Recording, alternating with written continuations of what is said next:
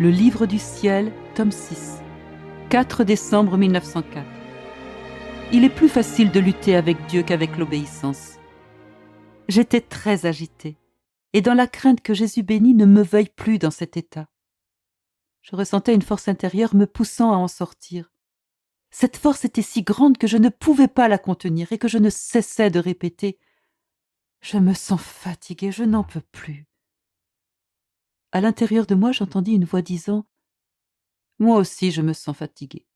Je n'en peux plus. Pour quelques jours, il est nécessaire que tu sois totalement suspendu de ton état de victime pour leur permettre de prendre la décision de faire la guerre. Ensuite, je te ferai tomber de nouveau dans cet état. Quand ils seront en guerre, nous verrons quoi faire avec toi. » Je ne savais pas quoi faire. L'obéissance ne voulait pas. Et lutter avec elle, c'est comme franchir une montagne remplissant la terre et atteignant le ciel, et où il n'y a pas de chemin pour marcher. En somme, une montagne infranchissable.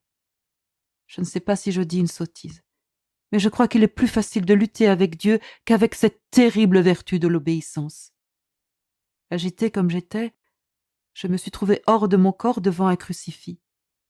J'ai dit « Seigneur, je n'en peux plus. Ma nature me laisse tomber et je n'ai plus la force de continuer dans mon état de victime. Si tu veux que je continue, donne-moi la force, autrement je me retire. » Pendant que je disais cela, une fontaine de sang se mit à jaillir du crucifix. Le sang se dirigeait vers le ciel et en retombant sur la terre, il se transformait en feu. Plusieurs vierges disaient « Pour la France, l'Italie, l'Autriche et l'Angleterre », elles nommèrent d'autres nations, mais je ne comprenais pas bien leurs noms.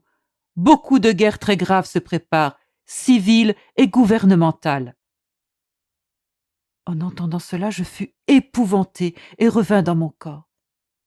Je ne savais pas quoi décider. Suivre la force intérieure qui me poussait à quitter cet état ou la force de l'obéissance qui me poussait à y demeurer. Toutes les deux étaient puissantes sur mon être si pauvre et si faible.